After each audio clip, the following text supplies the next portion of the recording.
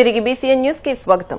తిరుపతి జిల్లా గూడూరు పట్టణంలోని కోర్టు హాల్లో జాతీయ మెగా లోక్ అదాలత్ నిర్వహించారు. ఈ సందర్భంగా జరిగిన సమావేశంలో జడ్జి సులోచనారాణి మాట్లాడుతూ కేసుల సత్వర పరిష్కారానికి లోక్ అదాలత్ ప్రతి 3 నెలలకు ఒకసారి నిర్వహించడం జరుగుతుందని, లోక్ అదాలత్ ద్వారా కేసు పరిష్కరించుకుంటే హైకోర్టుకు అప్పీలు ఉండదని తెలిపారు.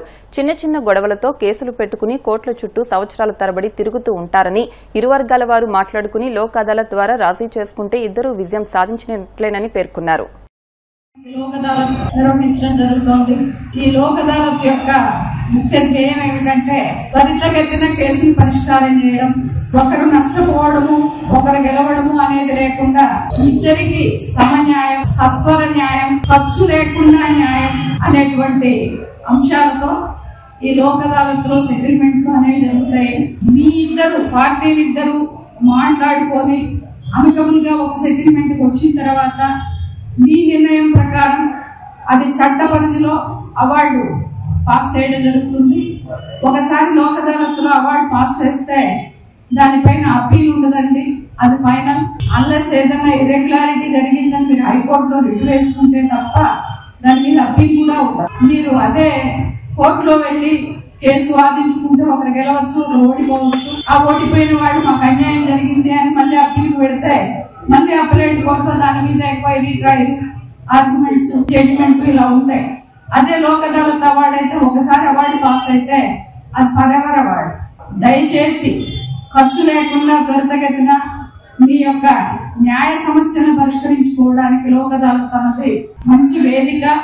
అందరూ కావాలని ఏదో తప్పులు చేసో కేసులో ఎక్కువగా ఉండరు.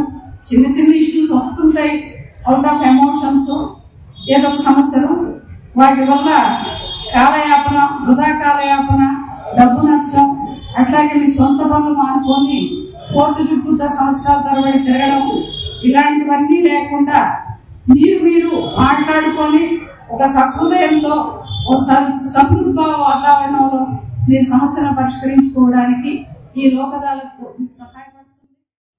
డైరెక్ట్ గా కోర్టులోకి రాకోకుండా ప్రీ లిటిగేషన్ కింద మనకి ఈ యాక్ట్ లోనే మనకి చెప్తుంది అనమాట. ఈ యాక్ట్ లోనే మనకు అవకాశం ఉన్నది. తద్వారా మీరు ప్రీ లిటిగేషన్ కింద ఒక కేసు వేసుకుంటే అక్కడ కూడా మీకు రిలీఫ్ రాకపోతే, అంటే ఎదుటి వ్యక్తి ఎవరి నుంచి అయితే మీకు ఇబ్బంది అవుతుందో అతనికి నోటీసులు పంపిస్తారు కోర్టుకి, మీరు అప్లికేషన్ పెట్టుకుంటే.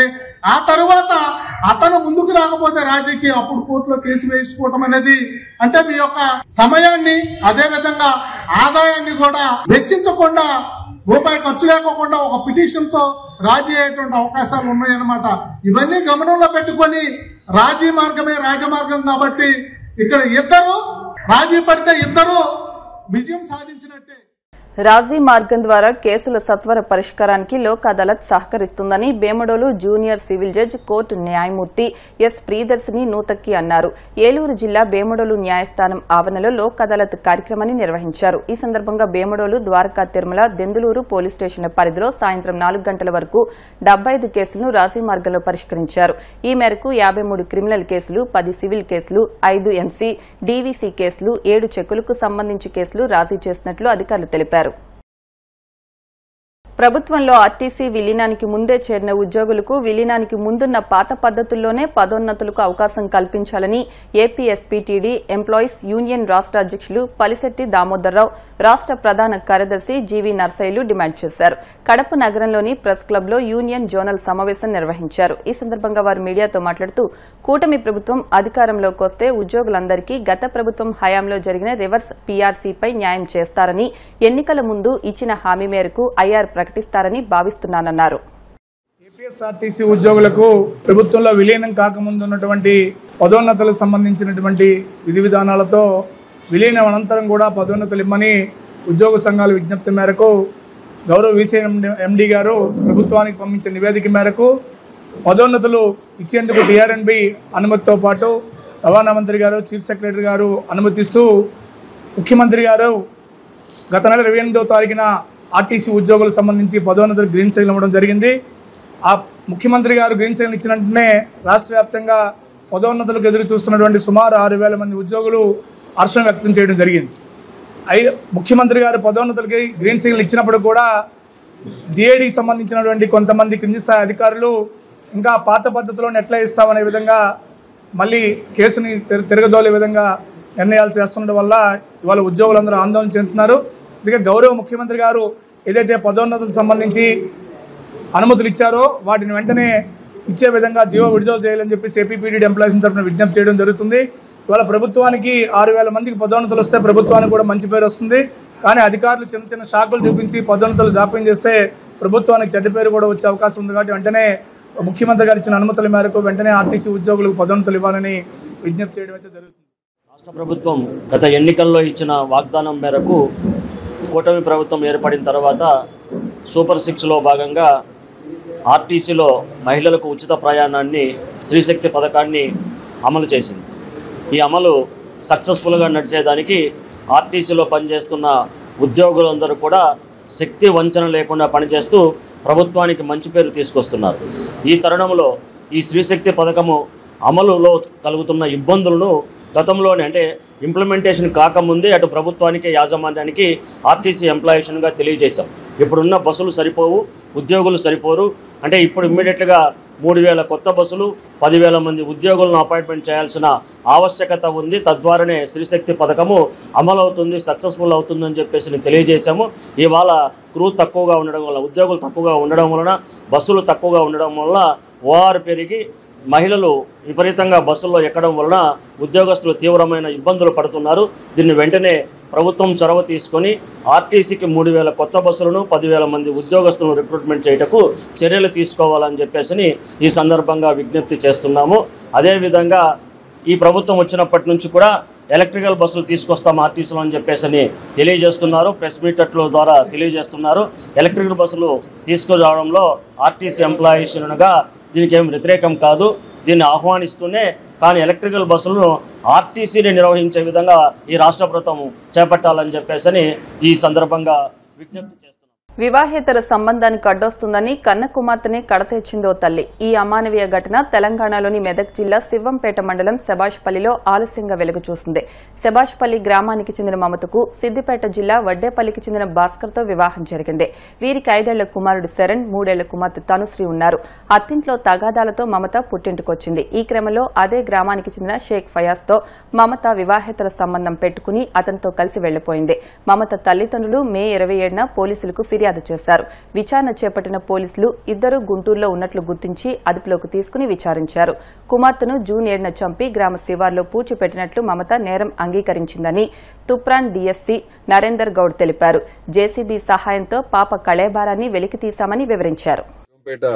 మండలము శభాష్పల్లి గ్రామానికి చెందిన బంటు రాజు అని చెప్పేసి గత మే నెలలో కూతురు మమత, ఆమె కూతురు అంటే మనవరాలు ఇద్దరు కూడా తనుశ్రీ అని చెప్పేసి ఇద్దరు కూడా మిస్సింగ్ అయినరు అని చెప్పేసి ఒక కంప్లైంట్ ఏంటంటే మాకు మిస్సింగ్ కంప్లైంట్ ఇవ్వడం జరిగింది.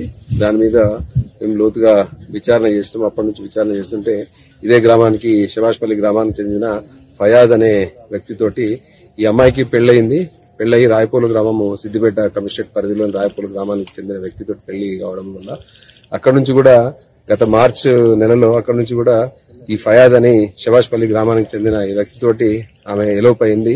తర్వాత మళ్లీ ట్రేస్ చేసిన తర్వాత ఉన్నారు. తర్వాత మళ్లీ ఇక్కడ నుంచి మేలో ఎలోప్ అయినట్లు మాకు సమాచారం అందింది. వాళ్ళ కోసం మేము అంటే తీవ్రంగా ప్రయత్నాలు చేస్తున్నాము. గత 3 నెలల నుంచి SI Shivampet and CI Toopran ఆధ్వర్యంలో టీమ్స్ కూడా తిరుగుతున్నాయి. సో ఇందులో భాగంగా మాకేంటంటే గుంటూరు నర్సరావుపేట ఆ ఏరియాలో ఉన్నారని చెప్పేసి మాకు సాంకేతిక ఆధారాలతోటి మాకు తెలవడంతో మేము వాళ్ళను ట్రేస్ చేసి తీసుకొని వచ్చినాము. కానీ వాళ్ళిద్దరూ ఫయాజ్ తర్వాత ఎవరైతే మమత ఇద్దరు ఉన్నారో పాప లేదు. పాప ఎక్కడ పోయింది, తర్వాత తనుశ్రీ అమ్మాయి 2 సంవత్సరాల పాప ఎటు పోయిందంటే వాళ్ళు పొందలేని సమాధానం చెప్పడం జరిగింది. అనుమానంతో ఇవాళ మేము చాలా సుదీర్ఘంగా వాళ్ళను ఇంటరాగేట్ చేయడం జరిగింది, విచారించడం జరిగింది. ఆ విచారణలో భాగంగా ఇద్దరు కూడా ఏంటంటే అమ్మాయిని తమకు అడ్డు ఉందని చెప్పేసి, అమ్మాయి జ్వరంతో ఉండడంతో అడ్డు ఉందని చెప్పేసి గత జూన్ 7th నాడు 7వ తారీఖు నాడు ఇక్కడికి పాపతో పాటు వస్తూ ఆమెను హత్య చేసినారు. తర్వాత గొంతు నిలిమి హత్య చేసి ఇక్కడనే శభాష్పల్లి ఈ ఏదైతే పొలాల్లో ఈ వాడుక పక్కన ఒక గుంత తీసి దాంట్లో కూర్చడం జరిగిందని చెప్పడంతో ఇవాళ మేము మొత్తం పోలీస్ టీమ్స్ తర్వాత మెడికల్ ఎక్స్పర్ట్స్ డాక్టర్స్ తర్వాత తహసీల్దార్ గారు శివంపేట తహసీల్దార్ గారు ఆధ్వర్యంలో ఇవాళ దీని శవాన్ని మేము వెలికి తీయడం జరిగింది. గత 3 నెలల నుంచి ఉండడం వల్ల గత 2 నెలల నుంచి విపరీతంగా వర్షాలు పడడం వల్ల శవం పూర్తిగా కూలిపోయిన పరిస్థితిలో ఉంది. ఇది కేవలం ఏంటంటే తమకు పాప అడ్డు వస్తుంది, తమ సంబంధానికి అడ్డు వస్తుంది, పాపను తొలగించుకుంటే తమ సంబంధము కొనసాగించుకోవచ్చు అన్న ఉద్దేశంతో వీళ్ళు హత్య చేసినట్టుంది. ఇంకా కూడా మేము దీంట్లో ఇంకా వీరికి ఇంకెవరైనా సహకారం చేసినారా, ఎటు పోయినారు, ఎక్కడ పోయినారు అని పూర్తి అంటే మేము దీంట్లో లోతైన విచారణ జరపడం జరుగుతుంది. సో ఈ కేసుని వెలికి తీయడంలో అంటే బాగా కృషి చేసిన శివంపేట ఎస్ఐ తర్వాత తూప్రాన్ సిఐ గారు వాళ్ళ టీం ని కూడా మేము అభినందిస్తున్నాము. వీళ్ళను అంటే చట్టపరమైన చర్యలు తీసుకుంటాము. వార్తలు ముగించే ముందు ముఖ్యాంశాలు మరొకసారి. ఆటో డ్రైవర్ల మృతిపై వైసీపీ దుష్ప్రచారం చేస్తోంది. తీవ్ర స్థాయిలో ధ్వజమెత్తిన పూతలపట్టు ఎమ్మెల్యే కలికిరి మురళీమోహన్. రాష్ట్రంలో ప్రభుత్వ మెడికల్ కాలేజీను ప్రైవేటు పరం చేసే కుట్ర జరుగుతుందన్న మాజీ మంత్రి రోజా. చంద్రబాబు ధనదాహానికి పేద విద్యార్థులు బలవుతున్నారని ఫైర్.